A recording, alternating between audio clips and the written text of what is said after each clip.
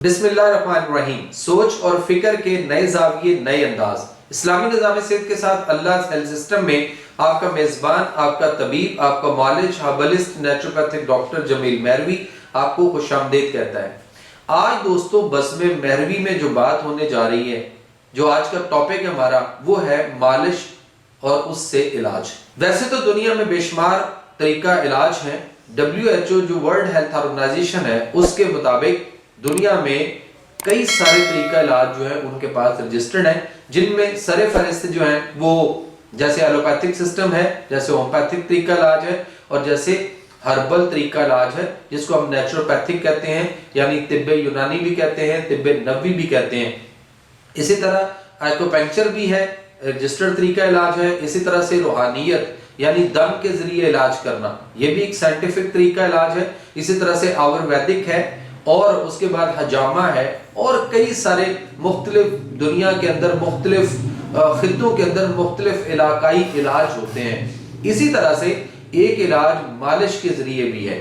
मालिश बेहतरीन जो है वो इलाज भी है, और मालिश जो है वो हमारे जिस्म को बड़ा एक्टिव, सेहतमंद और तंदुरुस्त रखने में भी बड़ी जो है ना वो मुआवनत करती है। पूरी दुनिया में जैसे हमने देखा, मैं मलेशिया में मैंने देखा है, थाईलैंड में देखा है, उसके बाद सिंगापुर है, हांगकांग है, कोरिया है, उसके बाद यूरोप के बेशुमार ममालिक हैं, अरब के खित्ते हैं, उसके बाद अभी हाल ही में अमेरिका में भी हमने देखा कि वहां भी मालिश के बकायदा सेंटर बने हुए हैं, और वहां पे लोग जाकर स्पेशली मसाज करवाते हैं, अपने आप को एक्टिव रखते हैं, अपने जिस्म को सेहत और तंदुरुस्ती और तवानाई की तरफ रखा जाता है मालिश का जो तरीका इलाज है।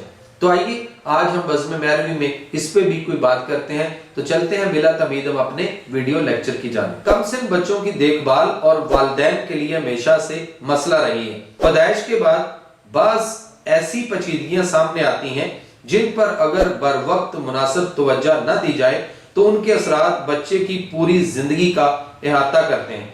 बाज़ औक़ात मामूली सी गलती या अदम तवज्जुही बच्चे की जिंदगी भर के लिए माजूर बना सकती है। यानी बच्चे जो है वो क्रॉनिक डिसेबिलिटी का शिकार हो सकते हैं, जिसमें मायोपैथी भी है, मस्कुलर डिस्ट्रॉफी भी है, MND भी है, ALS भी है, और भी कई पट्टों की और असाब की ऐसी बीमारियां हैं जिनमें बच्चे जो है वो बचपन से ही इसका शिकार हो जाते हैं, और उसके बाद फिर लंबे अरसे की माजूरी, जिसको हम क्रॉनिक डिसेबिलिटी कहते हैं, उसका शिकार हो जाते हैं। हालांकि इन तमाम इमराज का इलाज जो है वो अल्लाह ताला के निज़ाम सेहत के अंदर, यानी जो हमारा तिब्बे नबवी और तिब्बे कुरानी है, या जो हमारा नेचुरोपैथिक सिस्टम है, उसके अंदर मौजूद है।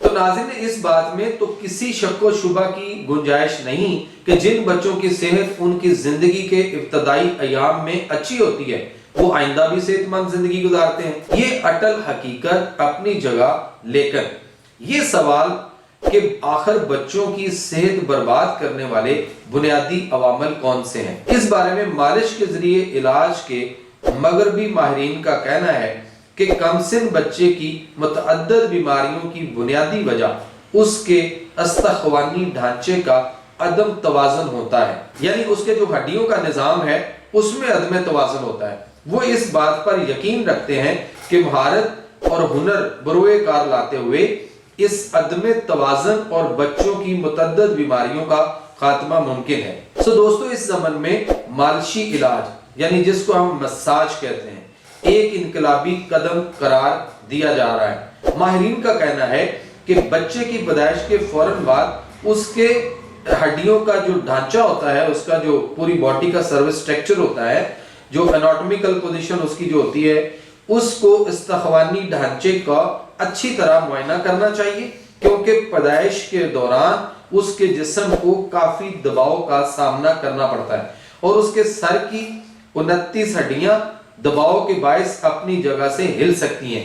ऐसे बच्चे जिन्हें इंसानी हाथ ज्यादा छूते हैं और जिन्हें अक्सर सीने से लगाकर प्यार किया जाता है, निस्बतन ज्यादा तेजी से नशोनुमा पाते हैं, और जिंदगी में आने वाली छोटी बड़ी रुकावटों का मुकाबला करने की उनमें ज्यादा हिम्मत पैदा होती है। रोजाना मालिश से बच्चों का जिस्म लचकदार होता है, उनकी कुव्वत मुदाफित में इजाफा होता है, और उनके अंदर खुद एतमादी اور اپنی ذات سے آگہی پیدا ہوتی ہے۔ مالش ایسا عمل ہے جس سے بچے کی اندرونی تکلیف دور کرنے میں مدد ملتی ہے۔ پیدائش کے وقت جنم لینے والی پیچیدگیاں بھی دور ہو جاتی ہیں۔ اس کے علاوہ یہ عمل بچوں اور والدین کے درمیان گہرے روابط بھی پیدا کرتا ہے۔ تو دوستو، ایسے بچے جن کی باقاعدہ مالش کی جاتی ہے ان بچوں کے مقابلے میں زیادہ تیزی سے نشو و نما پاتے اور مضبوط ہو جاتے ہیں جن کی مالش نہیں کی جاتی۔ مالش شروع کرنے سے پہلے جو میں آپ کو چیزیں بتانے لگا ہوں ان کو جو ہے آپ کو ذہن میں رکھنا ہے۔ تو دوستو، مالش کرنے سے پہلے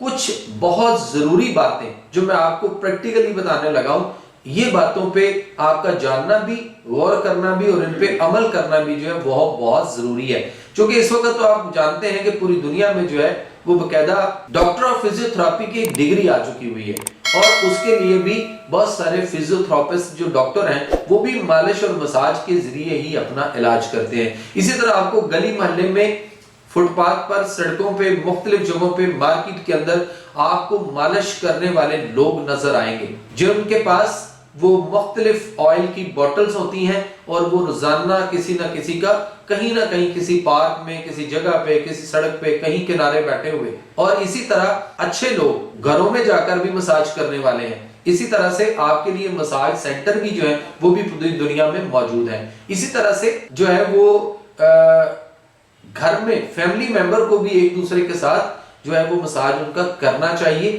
اس سے بہت زیادہ ہم بیماریوں سے بھی بچتے ہیں اور ہم انرجیٹک بھی رہتے ہیں اور ہمیں توانائی اور صحت جو ہے وہ بھرپور طریقے سے میسر رہتی ہے۔ دونوں ہاتھوں کے زیورات اتار لیں، یعنی مساج کرنے والا اگر اس نے ہاتھ میں انگوٹھیاں یا کوئی زیور شیور پہنا ہو تو اس کو چاہیے کہ وہ اپنے ہاتھ سے پہلے وہ اتار لے۔ ناخن چھوٹے اور صاف ہونے چاہیے۔ ہاتھوں کو خوب اچھی طرح دھو کر پہلے صاف کر لیں، یعنی جس نے مساج کرنا ہو وہ اپنے ہاتھ بھی اچھی طرح پہلے دھو لیں۔ ہاتھوں کو گرم کرنے کے لیے انہیں آپس میں زور سے رگڑیں۔ پھر یہ ہے کہ ایسے ماحول میں مالش کریں جہاں کسی کے مخل ہونے کا ڈر نہ ہو۔ پھر اس کے بعد یہ ہے کہ اطمینان کر لیں کہ آپ نے بچے کو درست جگہ لٹایا ہے اور کروٹ وغیرہ سے بچہ نیچے نہیں گرے گا۔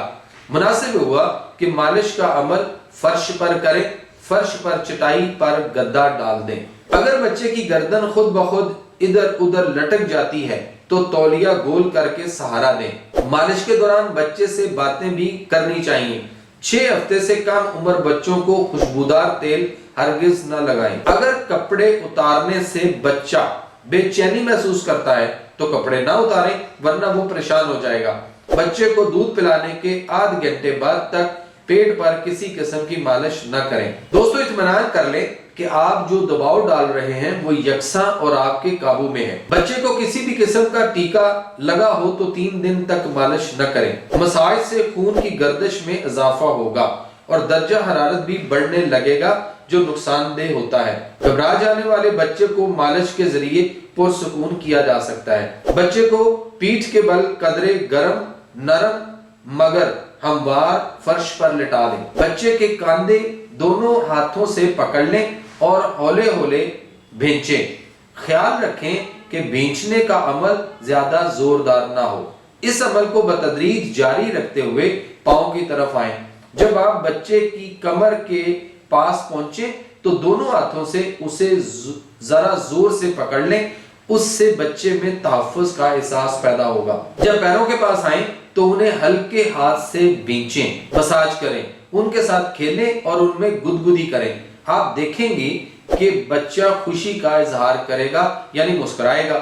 مالش کرتے وقت بچے کے سانس لینے کے عمل میں آسانی پیدا کریں۔ اگر بچہ تنفس کے مرض میں یعنی سانس کی کسی بیماری میں مبتلا ہے یا سانس مکمل طور پر نہیں لے پاتا تو ایک ہاتھ اس کے سینے پر رکھیں اور دوسرے ہاتھ سے بچے کے جسم کے کسی بھی حصے پر مالش شروع کر دیں۔